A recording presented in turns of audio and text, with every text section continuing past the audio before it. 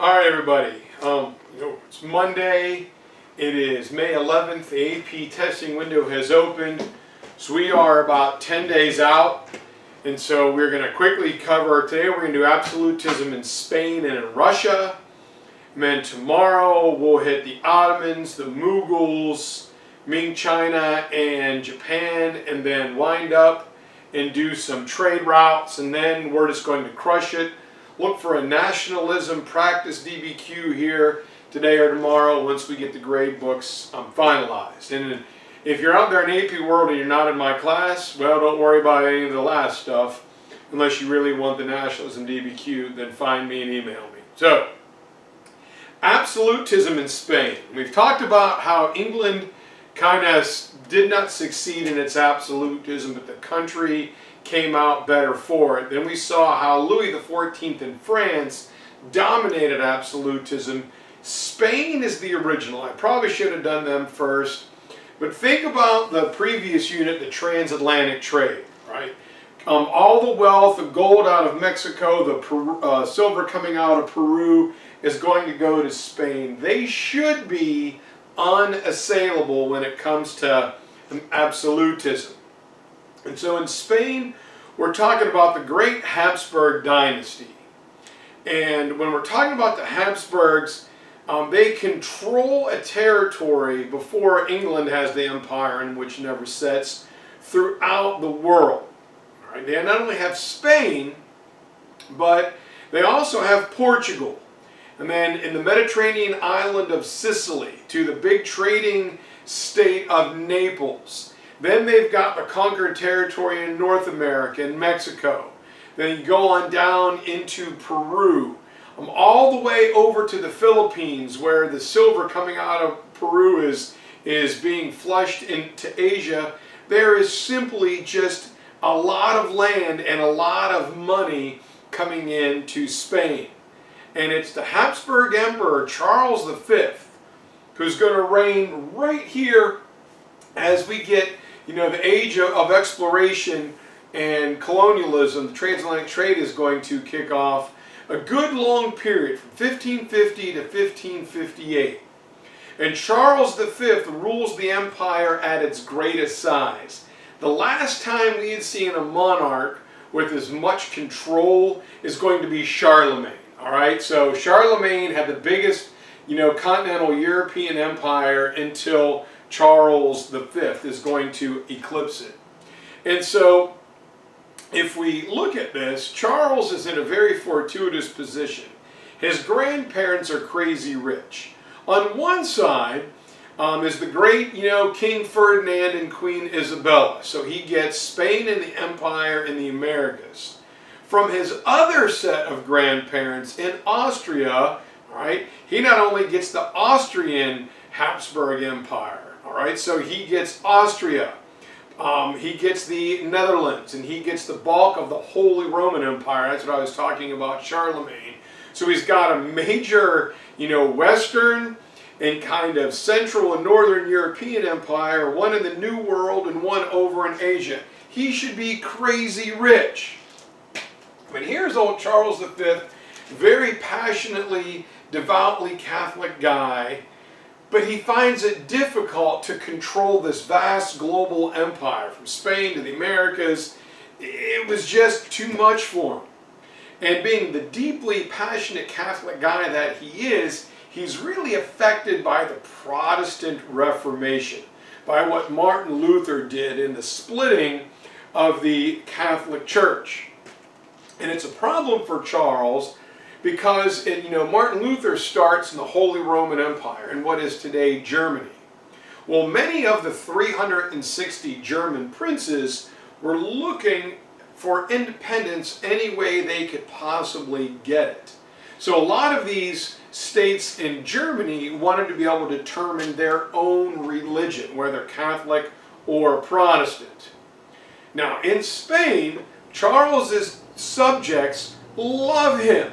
All right, he was devoted to Spain, and he's got this inexhaustible wealth pouring in from Mexico and Peru. And you would think with that much cash going right into his coffers, There's no way he could fall. But he's going to blow it fighting many different wars and trying to spread Catholicism and get rid of the Protestantism. So, exhausted, just 2 years before his death, he divides his empire. He says, you know what, I can't take anymore. He splits his empire, half going to his brother, and the other half, well, the bulk of it going to his son. His son, Philip, is going to get the Holy Roman Empire.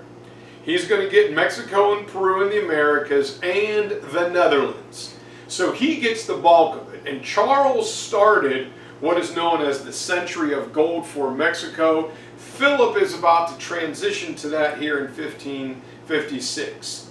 So all of this green shaded area, if you look at Spain, Naples, Sicily, the entire state of Naples, all of this territory going up into here, all the way up into the Netherlands, Holy Roman Empire, all of this belongs to Charles. And he splits it between his son and his brother. Now, his brother is going to get pretty much the Austrian part of the empire, the king's brother. Charles's brother, not Philip's. So sorry, getting a little carried away here.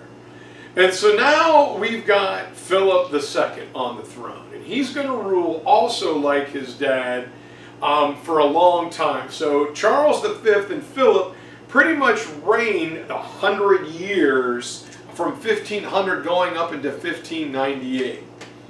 And at this point, Spain is the most powerful nation in all of Europe. Again, all that gold and silver coming over from Mexico and Peru is just ridiculous. Like his dad, Philip is a devout Catholic who is determined to spread Catholicism, and the New World gives him a great outlet for that. But Philip, while he wanted to spread Catholicism, was also devoted to being a hands-on ruler of his empire. Not just Spain, but all the disconnected parts. So, like, Robert Walpole later on, like Louis, Philip will get a small number of advisors, a very small cabinet, 3 to 5 guys that he can spend hours with every day. He's hands-on and he makes every decision.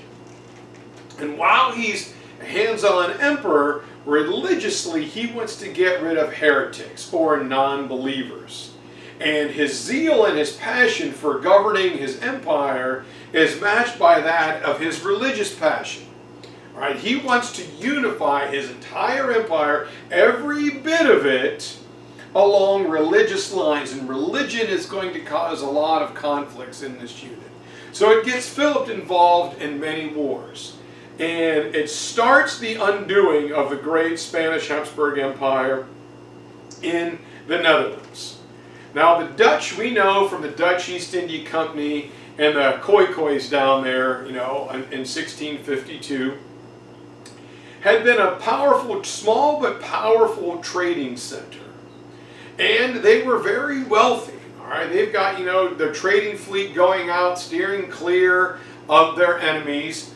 And as they were extremely wealthy, they wanted more attention. But the people of the Netherlands said, well, you may be our king, but you always favor Spain above us. And Philip's like, yeah, I'm Spanish. It's sunny down here, it's warm down here. Up there in the Netherlands, like Amsterdam, is like, and you guys are really good at speed skating, and I love those tulips and windmills, but I'm just not going to live in the Netherlands. And that makes some of the Dutch angry. Well, if you are not going to listen to us, why should we listen to you? And so 7 Protestant states in the northern part of the Netherlands declare their independence from Spain. We are no longer your subjects. And Philip is like, I see what my dad was talking about. So he sends in his soldiers. He says, I want you to go in and make a show of force. March through those territories, set up in the castles and in the forts, but whatever you do, don't kill any civilians up there. You're going to go up there and make a show of strength to get these people back into line. Well, instead of listening, his soldiers go up there and they kill 18,000 civilians, just Dutch civilians. And this really upsets England, who in England, Queen Elizabeth is reigning, and she is terrified if the Spanish, all right, take out the Dutch Protestants, then they may come after us next. And the British had a good maritime empire, but it was felt if the Spanish put boots on the ground in Great Britain, the British were going to lose. Protestantism was going to lose. King Henry had just separated from the Catholic Church, so Elizabeth is worried. She's terrified, well, not terrified, but worried about Spain because, they were the next domino to fall. And so what she did very quietly is she allowed some of her ship captains to be privateers, kind of like legalized piratism, and their job was to wage kind of undeclared war on the Spanish treasure ships. And one of these privateers is Captain Francis Drake. Now, Francis Drake is by far and away the most successful sea captain pirate attacking Spanish galleons of all time. He was renowned for his ability to, with the smaller British ships, to sneak up and capture the large Spanish ones and their ports. And so in every court there were ambassadors and spies, and the Spanish say, look, Queen Elizabeth, we're handling business in the Netherlands. What you need to do is tell your boy, Francis Drake, to stop attacking our ships. If you do it, it is going to be an act of war. Queen Elizabeth says, don't worry, I promise to do so, I'll punish him, blah, blah, blah. So Francis Drake shows up. When he returns home, he's taken up the Thames, he's taken to the castle. The Spanish, onlookers are here in the background watching this. And she brings in Francis Drake and asks him, what do you think you were doing attacking the Spanish? Come here, kneel down before me. The Spanish are like, ooh, this is going to be good. She might cut his head off right here. Well, instead of punishing him, Queen Elizabeth knights him and names him Sir Francis Drake and puts him in charge of the naval defense of England.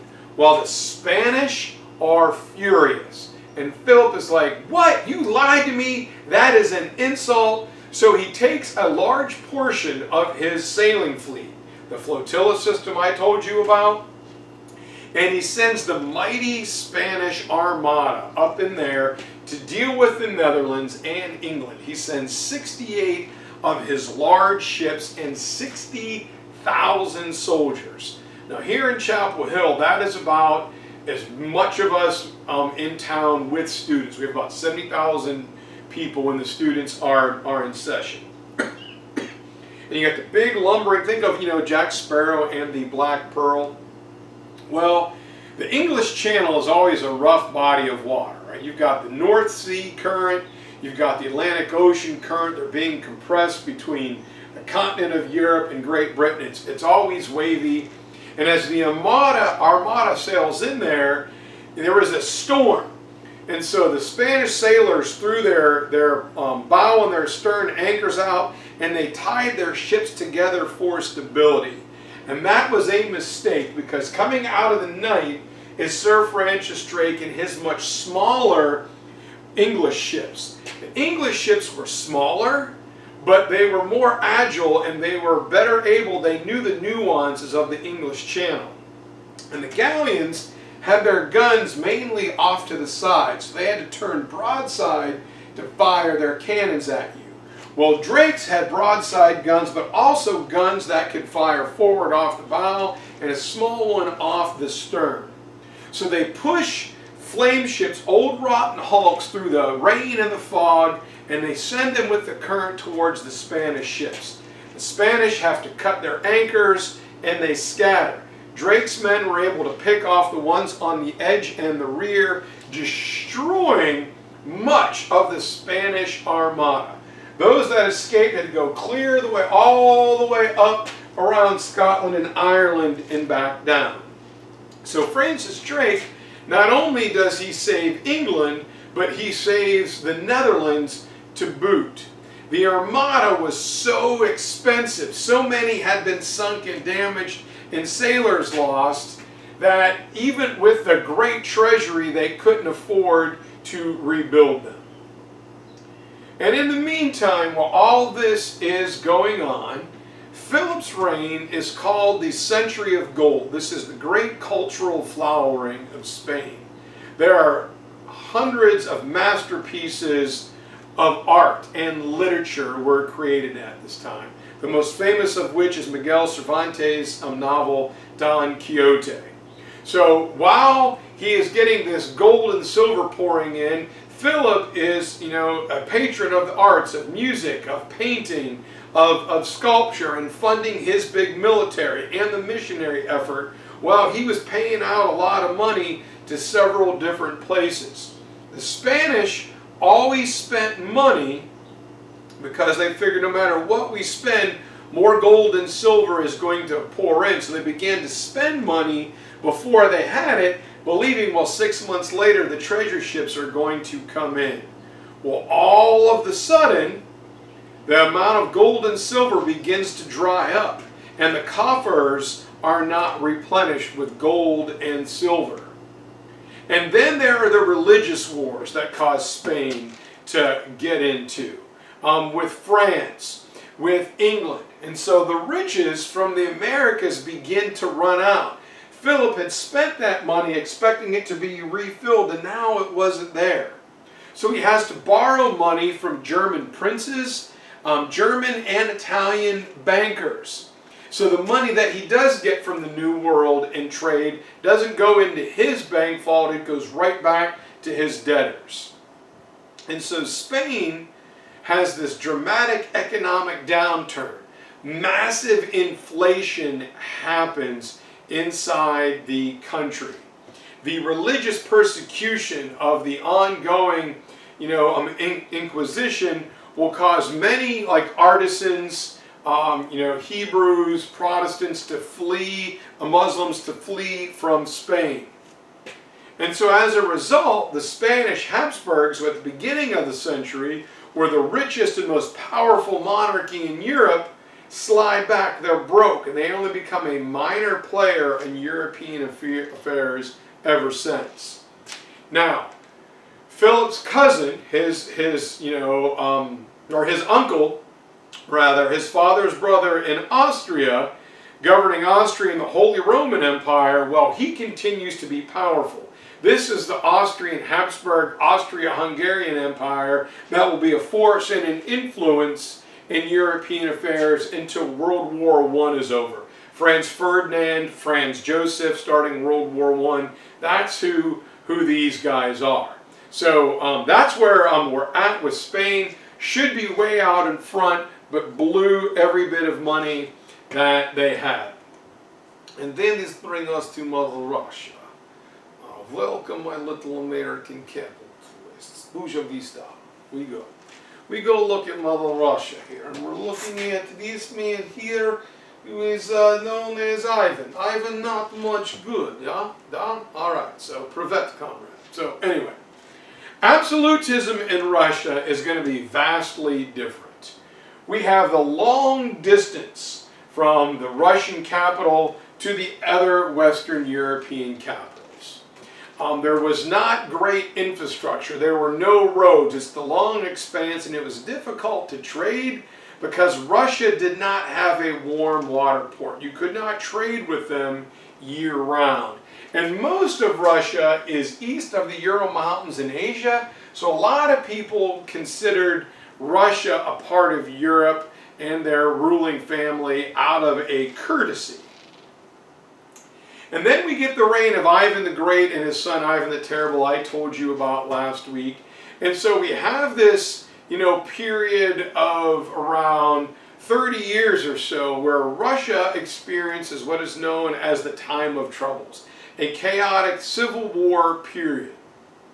And in the end, the Russian nobles, known as boyars, are going to elect a young 17-year-old guy named Michael Romanov to be their new leader.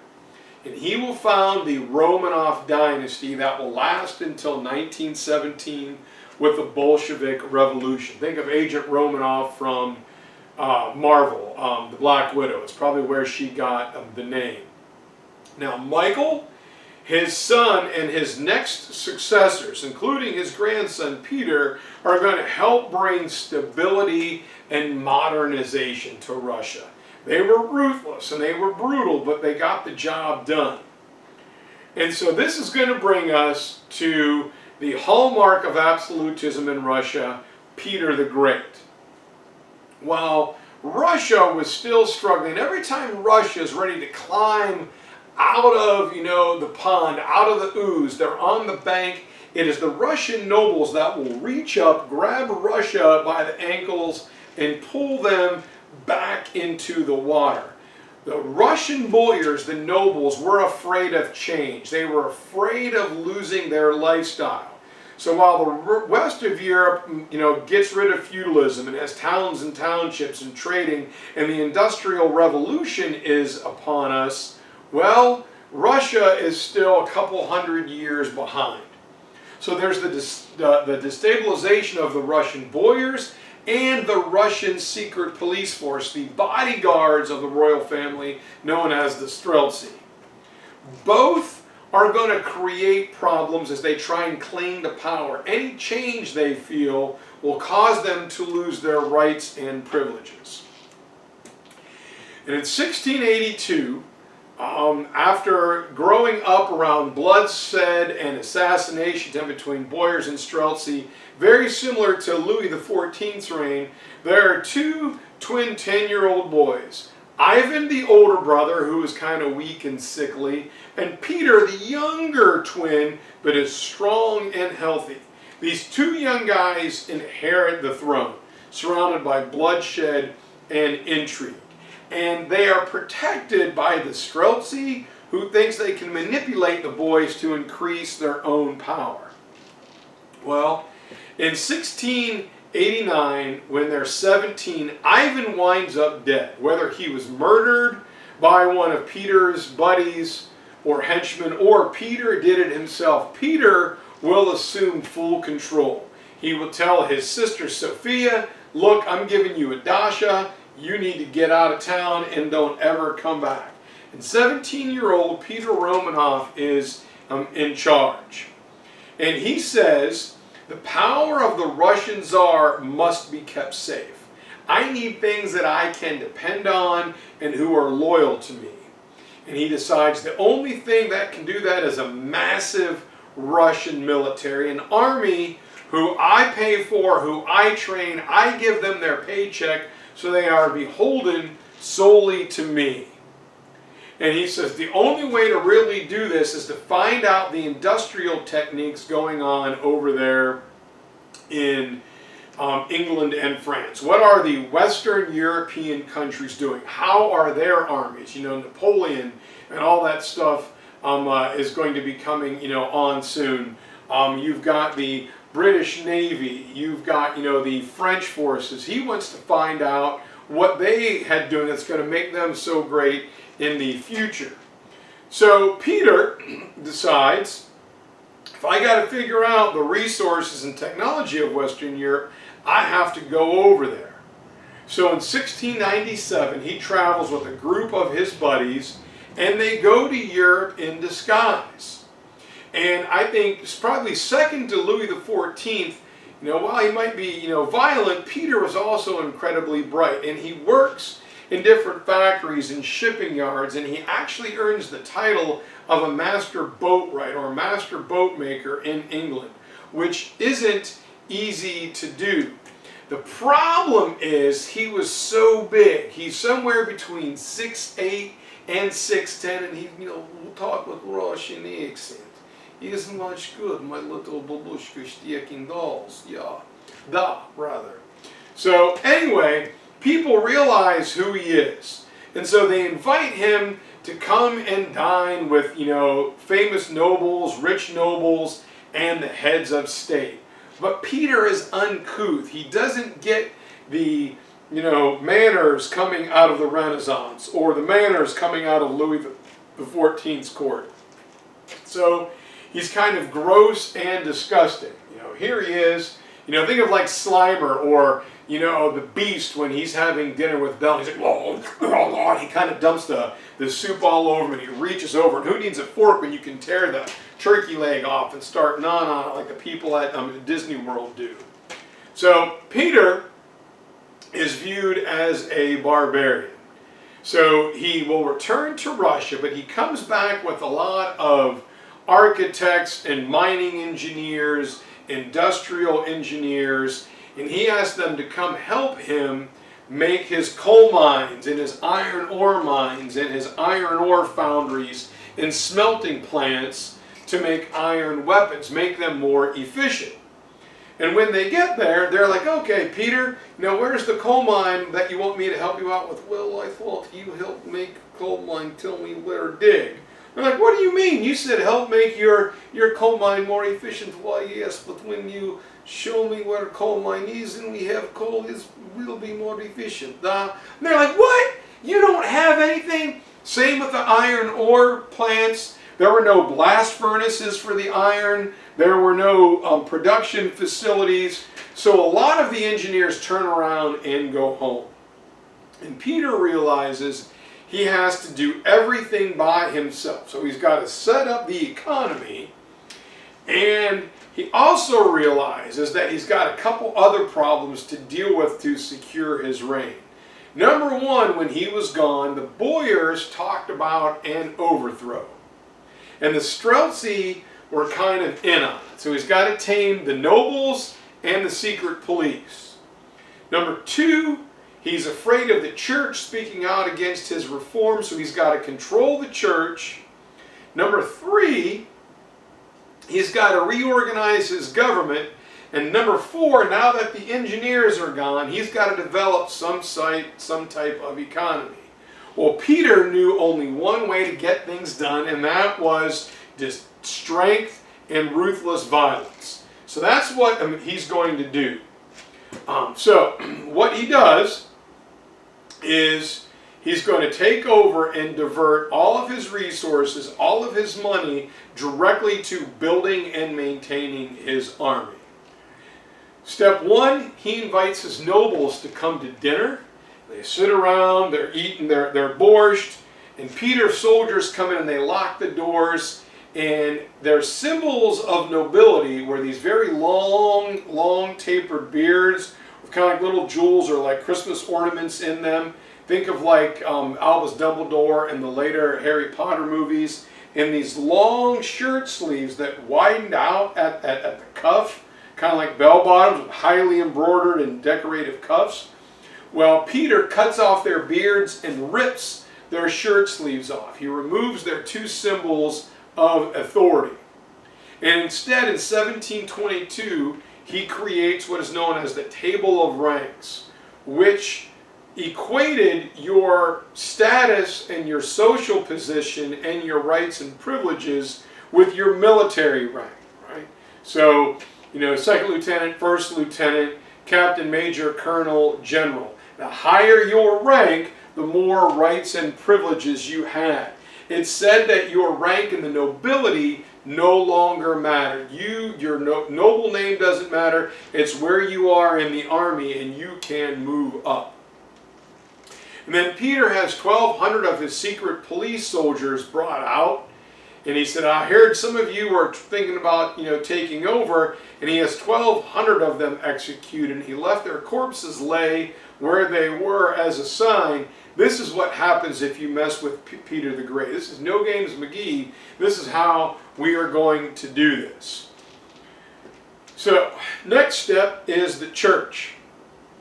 Peter was afraid if the Roman or the Russian Orthodox priests and bishops were against his Western reforms, they would convince the people not to go along with them. So Peter replaces the Patriarch, the head of the Russian Orthodox Church, the Russian Orthodox version of the Pope, with a synod, which was a non-religious person, a lay person. It was one of Peter's buddies. You are now a head of the church. Your job is to tell the bishops and priests the mission, the word that I want the people to get. It is going to be pro-Westernization and pro-Peter the Great. And he makes the synod part of his cabinet, part of his governmental ministry. So there was a union of church and state in Peter the Great's Russia, so the church would go along with his reforms. Now Peter also is going to reorganize his government, step 3. And he went with a Russian neighbor, a more Swedish style of government in which there was no boss, there was no department chair, there was no manager. Everybody is equal. This is the office of the State Department, my ambassadors. So if I come in and I ask you a question on foreign relations, or this is the Ministry of Economics and Taxation, a lot of people are afraid to share their ideas because it'll make their boss look bad, or their boss will steal their ideas as their own. So Peter says, when I have a question, if we're all of equal rank, if there's no superior and inferior, when I ask a question, you are more free to give your opinion. So everybody in that ministry was of equal rank and power. Now Peter had one of them be the director. They talked to Peter and they went back to their people to carry out what Peter wanted done. So Peter, just like Louis, just like Philip II, just like Robert Walpole and King George I in England, have a few small ministry heads, like the synod that he can spend hours with, get their idea, their input from everybody else. Peter makes the decision, they go and carry it out. And so Peter's ministries were simple. There were taxes, foreign affairs, right, and war, and followed by the Russian economy. So taxes, foreign affairs, all right, our ambassadorial service, the military, and the Russian economy. This allows Peter, like all the other absolute monarchs, to stay hands-on and make good decisions. It was Peter's idea that people would be freer to express their opinions, to give honest feedback, and help him run the country. And it's the fourth problem that Peter has problems with, the industrial economy. He had to tell the guys, dig the coal mine here, find the vein of coal, brace up the coal, drag it out. You and the iron ore, find the vein of iron ore, get the rocks, take them to the blast furnace. You're going to put the rocks up here on like this big cast iron griddle. You're going to put the coal in the blast furnace. It's going to melt the iron. When it's liquid, it's going to go over here to the production facility. Peter had to do all of that because his engineers left. And Peter wanted to focus on manufacturing iron, something that he could export that other European countries would want. He's going to make weapons and machines for his army, for agriculture, and for export. And so Peter spends just time and money and just an inexhaustible amount of energy, and he builds this big honking army, right? And you know, by the mid-1700s, as a result of Peter the Great, Russia will be the largest iron producer in Europe. But he's got this big army. He goes, man, I've used it, I've equipped it, you know, I've trained it, let's go see what I can do with it. And the one thing Russia is in bad need of, look at Sevastopol in the Ukraine to this day, was a warm water port. So he could openly trade with the West and be an active participant in European affairs. So in 1700, Peter attacks Sweden and he loses. Maybe he's trying to get some fish or a Volvo or something, I don't know. So then he goes and he attacks Ottoman Turkey. And he loses. And he turns around and he attacks Sweden again. This time in 1703, he's able to win enough land from Sweden on the Svir River that he builds a brand new city. All right? Louis XIV built Versailles, while Peter the Great builds the Winter Palace in the city of St. Petersburg. Much like Louis, he forced his boyars to build small dachas, castles, around him so he could keep an eye on them. It was the hostage system, exactly the way Louis did it. And so he goes down and he fights the Ottoman Empire. Again, successive wars he loses. But the Sphere River stayed open long enough, about 10 months of the year. So for most of the year, Louis did have trading. Unfortunately, as we've seen time and time again, Peter was one of those hands-on guys, going back to Pericles of Athens. He made every decision. Do we have enough food? Do we have enough irrigation? Do we have enough iron? He handled all the problems. And he reigns for 43 years. He was so busy doing things, everybody got accustomed to him solving all the problems, and he does not train a successor. And so when he dies, Russia is going to once again, the boyars are going to grab Russia, pull it back under the water, and try and reassert their control. But Peter, while violent and ferocious, made the modernization of Russia a realistic possibility. Russia, gained a lot of ground while he was reigning.